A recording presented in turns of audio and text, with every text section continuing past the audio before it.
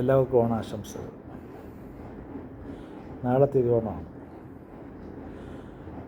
ഓണം എന്ന് പറഞ്ഞാൽ എന്താണെന്ന് മലയാളികളെ ആരും പഠിപ്പിക്കേണ്ട കാര്യമില്ല. ഞാനതിന് ശ്രമിക്കുന്നുമില്ല. ഓണം ഉത്സവമാണ്. നമ്മൾ പണ്ട് മുതൽ അന്നും ഇന്നും എന്നും ആഘോഷിക്കുന്ന, എല്ലാവരും ഒന്നിച്ച് ആഘോഷിക്കുന്ന ഒരു ഉത്സവമാണ് ഓണം. അതിൻ്റെ ഒരു മാസ്മരിക ശക്തിയുണ്ട്. അതിനൊരു കുറവും വന്നിട്ടില്ല, മറിച്ച് കൂടിയിട്ടേ ഉള്ളൂ. ലോകത്തെ എല്ലാ സ്ഥലങ്ങളിലും മലയാളികളുണ്ട്. അവിടെയെല്ലാം ഓണവും. ഒരുപക്ഷെ കേരളത്തിലെ മലയാളികൾ ഓണം ആഘോഷിക്കുന്നതിനും കൂടുതലായിട്ട് ഓണം വിദേശത്തുള്ളവർ ആഘോഷിക്കുന്നുണ്ട്. ഇന്ത്യയിലെ മറ്റ് സംസ്ഥാനങ്ങളിലുള്ളവർ ആഘോഷിക്കുന്നുണ്ട്. അതൊക്കെ ഒരു മലയാളിയുടെ ആണെന്നുള്ളൊരു തോന്നൽ വരുത്തുന്ന ഒരു ഉത്സവമാണ് ഓണം. അപ്പോൾ നാളെ ഓണമായിട്ട് എന്ത് ആശംസ പറയാനാണെന്ന് എനിക്കറിയില്ല. പക്ഷേ ഓണം എല്ലാവർക്കും ആനന്ദിക്കാനും ആഹ്ലാദിക്കാനും ഉള്ള സമയമാണെങ്കിലും എല്ലാവരും അത് ചെയ്യുന്നില്ല എന്നുള്ള സത്യം കൂടെ നമ്മൾ മനസ്സിലാക്കണം, ഇല്ലേ? കാരണം ഞാനൊക്കെ പണ്ട് ഓണം ആഘോഷിച്ച പോലെ ഇന്ന് ഓണം ആഘോഷിക്കുന്നുണ്ടോ എന്ന് ഞാൻ ആലോചിക്കുമ്പോൾ ഇല്ല എന്നുള്ളതാണ് എൻ്റെ ഉത്തരം. ഓരോ സാഹചര്യങ്ങളനുസരിച്ചിട്ട് നമ്മളുടെ ഓണം ആഘോഷിക്കാനുള്ളതായ, ഓണാഘോഷത്തിൽ പങ്കെടുത്ത് സന്തോഷിക്കാനുള്ള നമ്മളുടെ കഴിവും അവസരങ്ങളും എല്ലാം കുറഞ്ഞു വരുന്നുണ്ട്, ഇല്ല? ഇപ്പോൾ ഞാൻ ഇന്ന് ഉത്രാടമായിരുന്നു. ഇന്നാണെങ്കിൽ ഉത്രാടപ്പാച്ചിൽ എന്ന് പറഞ്ഞ ദിവസം ഓടി നടന്നു. ഇന്ന് ഉത്രാടം നാളെ വീട്ടിൽ നിന്ന് ഇറങ്ങിയില്ല, ഇറങ്ങേണ്ട ആവശ്യം വന്നില്ല. കാരണം എൻ്റെ വീട്ടിൽ ഉള്ള വൈഫ് രാവിലെ ഹോസ്പിറ്റലിൽ പോയി. 4 ശിശുരോഗ വിദഗ്ധരുള്ള ആശുപത്രിയിൽ ഇന്ന് ഒരാളെ ഉണ്ടായിരുന്നുള്ളൂ. അതെൻ്റെ വൈഫായിരുന്നു. അപ്പോൾ അത് രാവിലെ അവിടെ തിരക്കും. ഉച്ചയ്ക്ക് 4 മണിയായപ്പോഴാണ് വീട്ടിൽ വന്നത്. അത് കഴിഞ്ഞിട്ടാണ് എന്തെങ്കിലും കഴിക്കുന്നത്. അതൊക്കെ നമ്മുടെ ജോലിയുടെ ഭാഗമാണ്. അത് നമ്മൾ ചെയ്തേ വെക്കുകയുള്ളൂ. നമ്മൾ സന്തോഷത്തോടെ ചെയ്തേ വെക്കുകയുള്ളൂ. വീട്ടിലൊരു മെയ്ഡ് സെർവൻ്റാണ് ഭക്ഷണമൊക്കെ പണ്ട് പോലെ പാകം ചെയ്തുകൊണ്ടിരുന്നത്. അവരെ ഒരു 4 ദിവസം മുമ്പ് വീട്ടിൽ പോയി. മറ്റൊന്നുമല്ല, അവർക്ക് ഓണം ആഘോഷിക്കും. അവർ വളരെ സീരിയസ് ആയിട്ട് ഓണം ആഘോഷിക്കാൻ പോയതാണ്. അവർ മാത്രമല്ല, ഇവിടെ സഹായികളായിട്ട് പലരും പല ആവശ്യങ്ങൾക്കും വരുന്നവരുണ്ട്. ഡ്രൈവേഴ്സുണ്ട്, ചിലപ്പം എന്തെങ്കിലുമൊക്കെ ജോലിക്ക് വരുന്നവരുണ്ടാവും. ആരും ഇന്നില്ല. അവർക്കെല്ലാവർക്കും അവരുടേതായ ഓണമുണ്ട്, അവരുടെ കുടുംബമുണ്ട്. കുടുംബത്തിലുള്ളവർക്കെല്ലാം ഓണത്തിന് വേണ്ടതായ സാധനങ്ങൾ മേടിച്ചു കൊടുക്കുക, സദ്യ ഉണ്ടാക്കുക, നാളെ സദ്യ ഉണ്ടാക്കുക. ആരും പുറകോട്ട് പോകാൻ തയ്യാറല്ല. നമ്മളോട് ഇഷ്ടമില്ലായിട്ടൊന്നുമില്ല. പക്ഷേ അവർക്ക് അവരുടേതായ കാര്യങ്ങളുണ്ട്. അപ്പോൾ നമ്മളെപ്പോലെ ഉള്ളവർ അത് പുറകോട്ട് നിൽക്കേണ്ടി വരും. യാതൊരു സങ്കടമോ ദുഃഖമോ ഇല്ല. അപ്പോൾ അങ്ങനെ ഇന്ന് ആരും ഇല്ലാത്തതുകൊണ്ട് 4 മണിക്ക് ഊണ് കഴിച്ച് ഉത്രാടത്തിന് പായാനൊന്നുമില്ല. കാരണം നമുക്ക് പ്രത്യേകിച്ച് ആവശ്യങ്ങളൊന്നുമില്ല. ഇവിടെ എല്ലായിടത്തും പാക്കറ്റ് സദ്യയാണ് നാളെ. ഇവിടെ ഞങ്ങളുടെ ഇവിടുത്തുള്ളതായ ചില സദ്യ ഉണ്ടാക്കുന്ന സ്ഥലങ്ങളിലൊക്കെ പരിചയമുള്ളവർ പറഞ്ഞു, ഓവർ ബുക്ക്ഡാണ് എല്ലാം. ഇവിടുത്തെ നമ്മുടെ ഒരു പത്മ കഫേ ഉണ്ട്, അവിടെ 500 പേർക്ക് ബുക്ക് ചെയ്ത് ഇപ്പോൾ 750 പേരായി ബുക്കിംഗ്. എന്ത് ചെയ്യുമെന്ന് പറഞ്ഞിട്ട് അതിൻ്റെ മാനേജർ കഴിഞ്ഞ് കുറച്ച് മുമ്പ് എന്നെ വിളിച്ചത് വേറെ ആവശ്യത്തിന്. അപ്പോൾ അങ്ങനെയാണ് അതിൻ്റെ സ്ഥിതി. ഞങ്ങൾ നാളെ ചെയ്യാൻ പോകുന്നത് എൻ്റെ സഹോദരിമാരുണ്ട്. എൻ്റെ ചത്തിലടുത്ത് പള്ളിപ്പുറം എന്ന സ്ഥലത്ത് താമസിക്കുന്നു. 2 പേരും കോളേജ് അധ്യാപകരായിരുന്നു, റിട്ടയർ ചെയ്തു. ഒറ്റയ്ക്കാണ്. ഹസ്ബൻഡ്സ് മരിച്ചുപോയി. അവരൊറ്റയ്ക്ക് താമസിക്കുന്നു. അവർക്കും സഹായികളൊക്കെ ഉണ്ട്. പക്ഷേ ഈ സഹായികളൊന്നും ഇന്നും നാളെയൊന്നും ഇല്ല. അവരൊക്കെ ഇത് ഞാൻ പറഞ്ഞത് അവരൊക്കെ ഓണത്തിന് പോയി. അപ്പോൾ നാളെ ഞാനൊരു പായസം, എൻ്റെ ഏറ്റവും ഫേവറേറ്റ് പായസം പഴമാണ്. പായസവും ഒരു കാളനും ഒരു പാക്കറ്റ് നമ്മുടെ ഇതുപോലെ ഒരു കാറ്ററിങ് നല്ലൊരു വലിയ ഗ്രൂപ്പല്ല, അവരെ ഏൽപ്പിച്ചിട്ടുണ്ട്. അപ്പോൾ അവർ രാവിലെ അത് മേടിച്ച് പള്ളിപ്പുറത്ത് നമ്മുടെ സഹോദരനെടുപ്പും അവിടെ അവരെന്തെങ്കിലും ഉണ്ടാക്കുന്നതായ ചോറും ചെറിയ അവിയലൊക്കെ എന്തെങ്കിലുമായിട്ട് ഊണ് കഴിക്കും.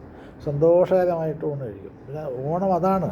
അത് ഓണത്തിന് വലിയ ആർഭാടം വേണമെന്നൊന്നും ഓണത്തിന് നിർബന്ധമില്ല. ഓണം കൂട്ടായ്മയുടെ ഒരു ഉത്സവം കൂടിയാണ്. എല്ലാവരും ഒന്നിച്ചിരുന്ന് കഴിക്കുക, ഒന്നിച്ചിരുന്ന് സന്തോഷിക്കുക. അതാണ് പറഞ്ഞത്. ഇപ്പം നമ്മൾ പണം ചിലവാക്കി ഓണം കഴിക്കണമെന്ന് യാതൊരു നിർബന്ധവുമില്ല. ഇപ്പം 600-700 രൂപയ്ക്ക് ഒരു ഊണ് ഉണ്ണുന്ന സ്ഥലത്ത് നമുക്ക് 50 രൂപ കൊണ്ട് ഒരു ചെറിയ സദ്യ നടത്തിയാലും അല്ലെങ്കിൽ ചെറിയൊരു ഊണ് നടത്തിയാലും അത് തൃപ്തികരമാണ്. അതിനകത്ത് യാതൊന്നുമില്ല. ഓണത്തിൻ്റെ സ്പിരിറ്റ് അതാണ്. എല്ലാവരും ഒരുപോലെ, എല്ലാവരും ഒന്നിച്ചിരിക്കുക, ഒന്നിച്ച് ആ സന്തോഷം അത് വേറെ ഒരു ഉത്സവത്തിനും നമ്മുടെ നാട്ടിൽ കിട്ടില്ല. അതുകൊണ്ട് നാളത്തെ ഓണം അങ്ങനെ ആഘോഷിക്കണമെന്ന് തന്നെയാണ് തീരുമാനിച്ചിരിക്കുന്നത്. സന്തോഷത്തോടുകൂടി നാളെ ചെറുതായ ഒരു സദ്യയോടുകൂടി ഞങ്ങളുടെ ഓണം ഞങ്ങൾ നാളെ ആഘോഷിക്കുന്നതായിരിക്കും. ഇത് പറഞ്ഞപ്പോൾ ഒരു കാര്യം കൂടെ പറയാൻ വിട്ടുപോയി. കാരണം ഇങ്ങനെ ഇരുന്നപ്പോൾ തോന്നി, ഈ ഓണത്തിൻ്റെ ഒരു പ്രധാനപ്പെട്ട കാര്യം എന്താണ്? ഓണപ്പൂക്കളമുണ്ട്. പൂക്കളം നമുക്ക് ഇടാനുള്ള സൗകര്യമില്ല. പൂക്കളമൊക്കെ ഇട്ട് പണ്ടേ ഇട്ടതാണ്. പണ്ട് പോലെ പൂക്കളമൊക്കെ ഇട്ടാൽ ജഡ്ജ് ചെയ്ത് സമ്മാനമൊക്കെ നിശ്ചയിക്കുന്ന ജോലി പണ്ട് പോലെ ചെയ്യാറുണ്ട്. അത് നാളായിട്ട് ഇത്തവണയും ചെയ്തിട്ടുണ്ട്. അല്ല, നമ്മൾ സ്വയം പൂക്കളം ഉണ്ടാക്കാനൊന്നും വയ്യ. മക്കളൊക്കെ കൂടെ ഉണ്ടെങ്കിൽ എന്തൊക്കെയൊക്കെ നോക്കാമായിരുന്നു. അതും ഇപ്പം പഴയ പോലെ അല്ലല്ലോ. പണ്ട് നമ്മൾ പൂക്കൾ അന്വേഷിച്ച് നടന്ന് വെളുപ്പാങ്കാലത്ത് നടന്നുള്ള മലയിലും കുന്നിലും എല്ലാം പോയി ഉള്ള പൂക്കളൊക്കെ കൊണ്ടുവന്ന് 7 മണി മുമ്പായിട്ട് നമ്മൾ പൂക്കളം ഇടും. അത് ഓരോ ദിവസവും അതിൻ്റെ എക്സ്റ്റൻറ്റ് മാറി മാറി കൂടിക്കൊണ്ടിരിക്കും അല്ലേ. അതൊരു മനോഹരമായ കാലഘട്ടമായിരുന്നു. ഇപ്പം അതല്ലേ, ഇപ്പം നമുക്ക് കടയിൽ കിട്ടുന്ന പൂക്കളല്ലേ, അത് നമ്മൾ ഉദ്ദേശിക്കുന്ന പൂക്കളും അല്ല. എന്തൊക്കെ പൂക്കൾ വേണമെന്നുള്ള അവിടെ അവൈലബിൾ ആയിട്ടുള്ള പൂക്കൾ വെച്ചിട്ട് നമ്മൾ അതിനെ കളർഫുള്ളാക്കി നല്ല ഡിസൈനൊക്കെ ഉണ്ടാക്കി, എന്തും വലിയ കമ്പ്യൂട്ടർ ഡിസൈൻ വെച്ചിട്ടല്ലേ പൂക്കളങ്ങൾ ഉണ്ടാക്കുന്നത്, മറ്റേ പഴയ പോലെ അല്ലല്ലോ. അപ്പോൾ വേറെ പൂക്കളോ നമുക്ക് ഉണ്ടാക്കാൻ പറ്റില്ല. അപ്പോൾ ഞാൻ ഉദ്ദേശിച്ചു പഴയ 1-2 പാട്ട് പാടിയാൽ ഞാൻ ആലോചിച്ചു. ഒരു സന്തോഷം. പാട്ട് പാടുന്ന ഒരു കുഴപ്പമേ ഉള്ളൂ, എനിക്ക് പാടാൻ അറിയത്തില്ല. ഈ പാടാൻ അറിയാത്ത ഒരാൾ പാട്ട് പാടണം, ഓണത്തിന് പാട്ട് പാടണം എന്ന് ആഗ്രഹം വരുന്നത് ഒരു അധിക പ്രസംഗമാണ്. പക്ഷേ നമുക്ക് പാട്ടുകളെപ്പറ്റി നമുക്ക് സംസാരിക്കാമല്ലോ. നമ്മുടെ മുഹമ്മദിലുള്ള പഴയ പാട്ടുകൾ, ആ പാട്ട് ഓണപ്പാട്ടായിട്ട് കാര്യമില്ല. ഓണപ്പാട്ടെന്ന് വളരെ സെലക്റ്റീവായിട്ട് ചുരുക്കം പാട്ടുകൾ, അത് കേട്ട് നമ്മൾ മടുത്തിട്ടുണ്ട്. അപ്പം നമുക്ക് പഴയ ചില പാട്ടുകൾ, അപ്പോൾ ഞാനിപ്പോൾ ഒരു അറ്റംപ്റ്റ് ചെയ്യാൻ പോകുന്ന സംഗതി ചെറിയ കുറച്ച് പാട്ടുകൾ നമ്മൾ അതിനെപ്പറ്റി ഒരു ചെറിയ തോതിലൊന്ന് പാടി നിങ്ങൾക്കൊക്കെ ഓർത്ത് പാടാനൊരു അവസരം ഞാൻ തരാം, അത്രയേ ഉള്ളൂ. അപ്പോൾ എവിടെയാണ് തുടങ്ങേണ്ടത്? ഞാനീ പഴയ 60കളുടെ 70കളുടെ ഒക്കെ പാട്ടുകളാണ് കേട്ടോ എൻ്റെ പാട്ടുകൾ. പുതിയ പാട്ടുകളൊന്നും എനിക്ക് അറിഞ്ഞുകൂടാ. പഴയ പാട്ടുകൾ അറിഞ്ഞുകൂടാ, കാരണം കുറച്ച് വരികളൊക്കെ അറിയാവുള്ളൂ. കാരണം പണ്ട് പാടിയിട്ടുണ്ട്, കോളേജിൽ പഠിക്കുന്ന കാലത്തൊക്കെ പാടിയിട്ടുണ്ട്. പക്ഷേ ഇന്നിപ്പോൾ ആ ഓർമ്മകളൊന്നും നിൽക്കുന്നില്ല. നമുക്ക് എനിക്ക് ഏറ്റവും ഇഷ്ടപ്പെട്ട ചില പാട്ടുകളെ പറ്റി ഞാൻ സംസാരിക്കാം. നാടകഗാനങ്ങൾ വലിയ ഇഷ്ടമായിരുന്നു. ഏറ്റവും ഇഷ്ടപ്പെട്ട നാടകഗാനം ബലികുടീരങ്ങളെ KPSCയുടെ നാടകമാണെന്ന് എനിക്ക് ഓർമ്മയില്ല. പക്ഷെ അത് പാടാൻ വയ്യ, അത് മറ്റൊന്നുമില്ല, കഴിവില്ല. അത് പാടണമെങ്കിൽ അതൊരു വലിയ ഒരു പ്രയാസമുള്ള കാര്യം തന്നെയാണ്. അവന് വേറൊരു പാട്ട്, ഇഷ്ടപ്പെട്ടൊരു പാട്ട് ഒന്ന് ചുമ്മാ തുടങ്ങി വയ്ക്കുക അല്ലേ. ചക്കരപ്പന്തലിൽ തേന്മഴ ചൊരിയും ചക്രവർത്തി കുമാര, നിന്മനോരാജ്യത്ത് രാജകുമാരിയായി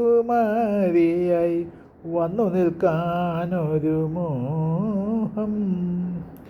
ചക്കരപ്പന്തലിൽ തേന്മഴ ചൊരിയും ചക്രവർത്തി കുമാര. പിന്നുണ്ട് ദാഹിച്ചു മോഹിച്ചു നിൻ പ്രേമ യമുനയിൽ താമര വെള്ളം തുഴയാൻ, കരളിലുറങ്ങും കത് കാണാ കിളി കാത്തിരിപ്പൂം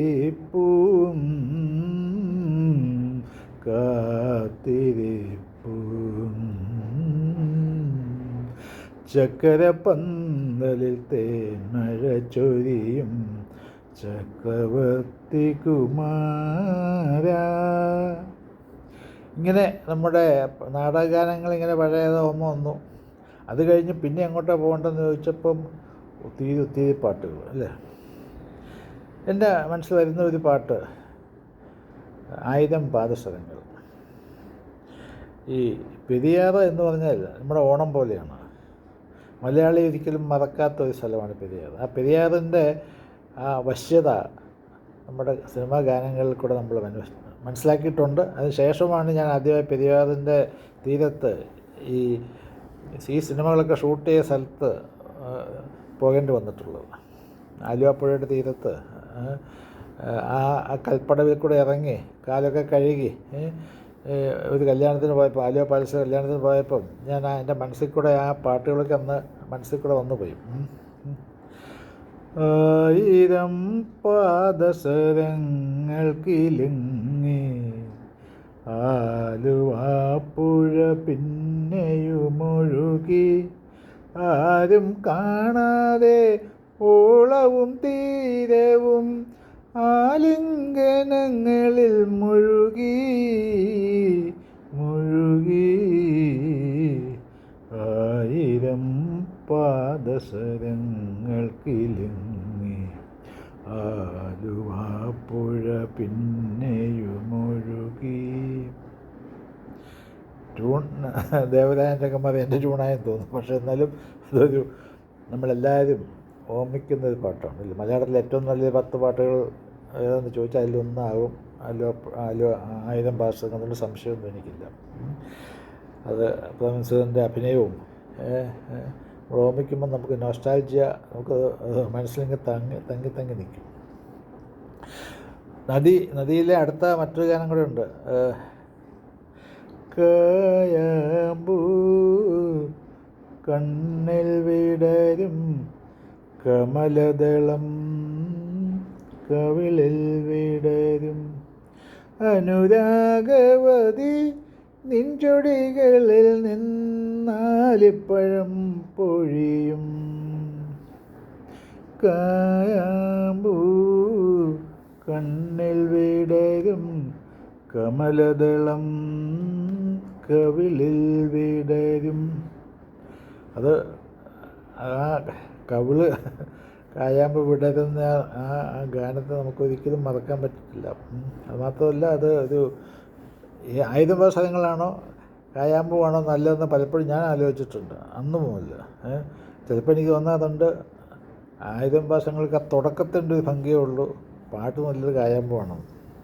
ഏതായാലും അങ്ങനെ നദിയിൽ നിന്ന് നമ്മൾ എങ്ങോട്ടാണ് പോകണ്ടേ? പഴയ ഗാനങ്ങളിൽ അപ്പോഴാണ് പെട്ടെന്ന് നമുക്കൊരു യേശുദാസിൽ നിന്നും മാറിയാലോ എന്ന് പെട്ടെന്ന് തോന്നൽ വരുന്നത്. നമ്മുടെ ജയചന്ദ്രൻ മാഷ് ഒരു പാട്ട് പാടുന്നുണ്ട് ഇല്ലേ, അദ്ദേഹത്തിൻ്റെ ഞാൻ ഓർമ്മയിൽ തങ്ങി നിൽക്കുന്ന പാട്ടാണിത്. ഒരു സന്ദർഭമുണ്ട് അതിനകത്ത്. മഞ്ഞലയിൽ മുങ്ങിത്തോത്തി ധനുമാസ ചന്ദ്രിക വന്നു, നിന്നെ മാത്രം കണ്ടില്ലല്ലോ, നീ മാത്രം വന്നില്ലല്ലോ, പ്രേമ ചകോരി ചകോരി ചകോരി. മഞ്ഞലയിൽ മുങ്ങിത്തോത്തി ധനുമാസ ചന്ദ്രിക വന്നു, നിന്നെ മാത്രം കണ്ടില്ലല്ലോ, നീ മാത്രം വന്നില്ലല്ലോ, പ്രേമ ചകോരി ചകോരി. കന്നികാരം പൂത്തു തളുത്തു, കൽപ്പനകൾ താളമെടുത്തു, കന്നികാരം പൂത്തു തളുത്തു, കൽപ്പനകൾ താളമെടുത്തു, കൺമണിയെ കണ്ടില്ലല്ലോ, എൻ്റെ സഖി വന്നില്ലല്ലോ, കണ്ടവരുണ്ടോ ഉണ്ടോ ഉണ്ടോ. അത് പണ്ട് ഒരിക്കൽ ഒരു വള്ളത്തെ യാത്ര ചെയ്ത സമയത്ത് ആദ്യമായിട്ടാണ് ഞാൻ വള്ളത്തിൽ കയറുന്നത്. അല്പം ദൂരമുള്ളൊരു യാത്രയായിരുന്നു. ഈ വള്ളത്തിൻ്റെ ഓളത്തിനിടയ്ക്ക് ഇതിങ്ങനെ വെള്ളം ഇങ്ങനെ പൊങ്ങും താഴ്ന്നപ്പം എനിക്ക് നല്ല പേടിയായി. എനിക്ക് മാത്രമല്ല ഉള്ള പലരും. അപ്പോഴാണ് ഉണ്ടായിരുന്ന ഒരു പെൺകുട്ടി ഭംഗിയായിട്ട് പാടുമായിരുന്നു. ഈ പാട്ട് പാടിയതെന്ന് ഓർമ്മയുണ്ട്. ആ പാട്ട് കേട്ടപ്പോൾ നമ്മുടെ ഒക്കെ മിക്കവാറും ഭയം പോയി എന്നാണ് എനിക്ക് തോന്നിയത്. ഏതായാലും ആ പെൺകുട്ടിയെയും ഈ പാട്ടിനെല്ലാം ഒന്നിച്ചാണ് ഞാൻ ഓർക്കുന്നത്. ജയന്തൻ മാഷ് നാൾ കഴിഞ്ഞ അദ്ദേഹത്തിൻ്റെ മരണമടഞ്ഞപ്പോൾ വാസ്തവത്തിൽ ഞാനിപ്പോഴും ഈ പാട്ട് ഓർത്തുപോയി. മഞ്ഞലയിൽ മുങ്ങിത്തോത്തി അല്ലേ. പിന്നെ നമ്മൾ ഞാൻ ഈ കാലഘട്ടത്തിലെ പാട്ടുകളെ പറ്റി ആലോചിക്കും, 60കളിലെയൊക്കെ പാട്ടുകളെ പറ്റി ആലോചിക്കുമ്പോൾ ഏതാണ് ഏകാന്തപഥികൻ ഞാൻ, ഏതോ സ്വപ്നവസന്തവനത്തിലെ ഏകാന്തപഥികൻ ഞാൻ, ഏതോ സ്വപ്നവസന്തവനത്തിലെ ഏകാന്ത പഥികൻ ഞാൻ. എവിടെ നിന്നെത്തി എന്നറിവീല, ഏതാണ് ലക്ഷ്യമെന്നറിവീല. എവിടെ നിന്നെത്തി എന്നറിവീല, ഏതാണ് ലക്ഷ്യമെന്നറിവീല. മാനവസുഖമെന്ന മായാമകത്തിനെ തേടുന്ന പാന്തൻ ഞാൻ, തേടുന്ന പാന്തൻ ഞാൻ. പലപ്പോഴും വളരെ വൈകാരികമായി നമ്മളെ ചിന്തിപ്പിക്കുന്ന ഒരു പാട്ടാണ്. നമ്മളൊക്കെ ആൾക്കൂട്ടത്തിൽ തനി എന്ന് പറയുന്നത് പോലെയോ അല്ലെങ്കിൽ ഒറ്റയ്ക്കാണല്ലേ. ഈ ജീവിതം മുന്നോട്ട് പോകുന്നത് നമ്മൾ വീണ്ടും വീണ്ടും വീണ്ടും കൂടുതൽ കൂടുതൽ ഒറ്റയായിക്കൊണ്ടിരിക്കുകയാണ്. അത്തരം ഒരു പാട്ടിൻ്റെ എല്ലാ സ്പിരിറ്റും ആ ഗാനത്തിലുണ്ട്. അപ്പോൾ സുറുമയെഴുതിയ മിഴികളെ പ്രണയമധുരത്തേൻ തുളുമ്പും സൂര്യകാന്തി പൂക്കളെ. സുറുമയെഴുതിയ മിഴികളെ പ്രണയമധുരത്തേൻ തുളുമ്പും സൂര്യകാന്തി പൂക്കളെ. സുറുമയെഴുതിയ മിഴികളെ. ആ സുറുമയെഴുതിയ മിഴികൾ നമ്മുടെ ഈ പ്രണയം എന്ന് പറയുന്ന വികാരം ഉണ്ടെന്ന് വിചാരിച്ചിരുന്ന ഒരു കാലഘട്ടം. ഇന്ന വിശ്വാസമൊന്നുമില്ല കേട്ടോ വേറെ. ആ കാലഘട്ടത്തിൽ സന്തോഷത്തോടുകൂടി ആഹ്ലാദത്തോടുകൂടി കേട്ടിരുന്ന പാട്ടാണിത്. സുറുമയെഴുതിയ മിഴികളെ. ആ മിഴികളുടെ എന്ത് സ്മൂത്തായ ഒരു പാട്ടാണത്. ഒരു കിനാവിൻ ചിറകിലേറി ഓമലാളെ നീ വരൂ, നീയനുനികരാഗലഹരി നീ പകർന്നു തരൂ തരൂ. സുറുമയെഴുതിയ മിഴികളെ പ്രണയമധുരത്തേൻ തുളുമ്പും സൂര്യകാന്തി പൂക്കളെ. സുറുമയെഴുതിയ മിഴികളെ. ഏത് ഈ പറഞ്ഞ പാട്ടുകളിൽ ഏതാണ് നല്ലത്? ആയമ്പാസനങ്ങളാണോ സുറുമയെഴുതാണോ? ഇത് ഏതാണ് നല്ലതെന്ന് നമുക്ക് പറയാനായിട്ട് വയ്യ. കാരണം അതെല്ലാം ഒന്നിനൊന്നിനും നമ്മുടെ മനസ്സിനകത്ത് ഇങ്ങനെ കിടക്കണം.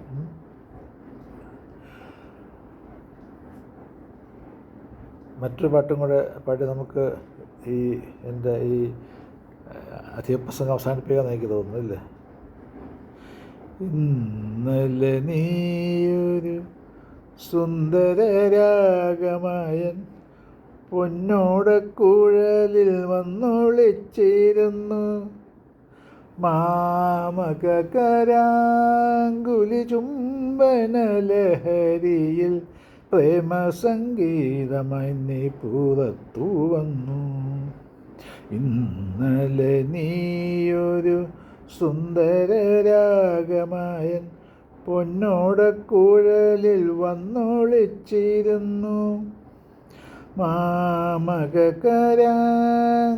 ചുംബനലഹരിയിൽ പ്രേമസംഗീതമായി നീ പുറത്തു വന്നു.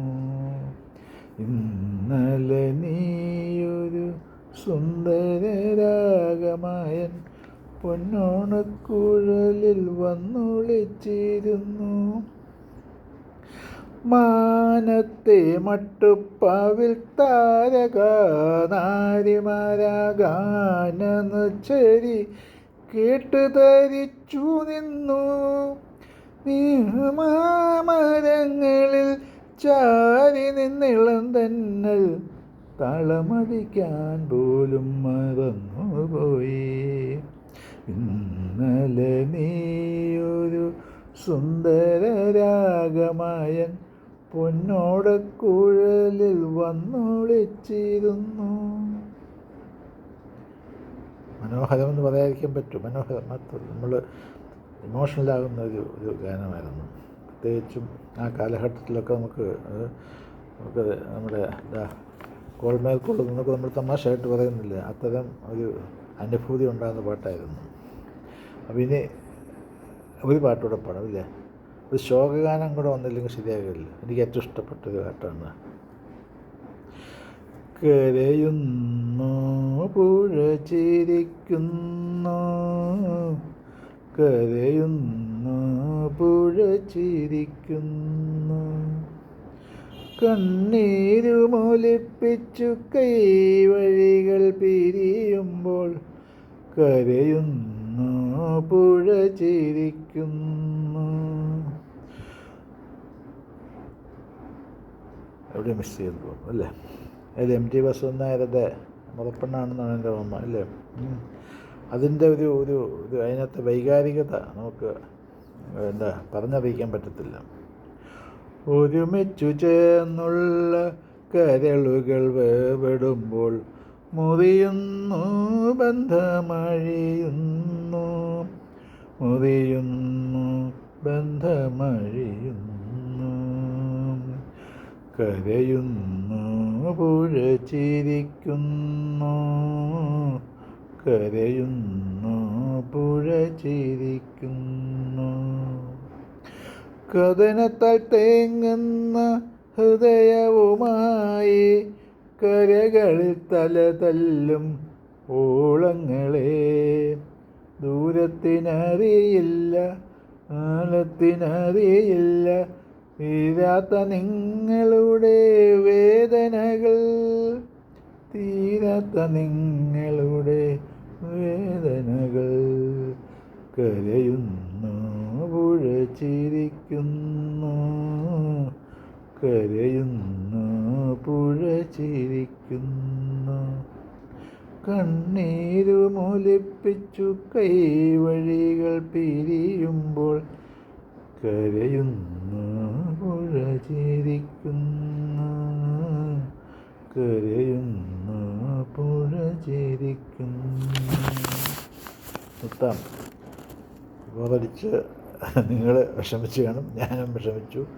പാട്ടറിഞ്ഞൂടാതെ പാടിയിട്ട് എന്താ കാര്യം? പാട്ട് പറഞ്ഞുകൂടെ, പാടാനും അറിഞ്ഞുകൂടെ. എങ്കിലും ഒരു ഓണത്തിൻ്റെ എന്തെങ്കിലും നമ്മൾ ആസ്വദിക്കണ്ടേ, ആഹ്ലാദിക്കണ്ടേ? ഒരു ചെറിയ ഒരു പരീക്ഷണം. Thank you.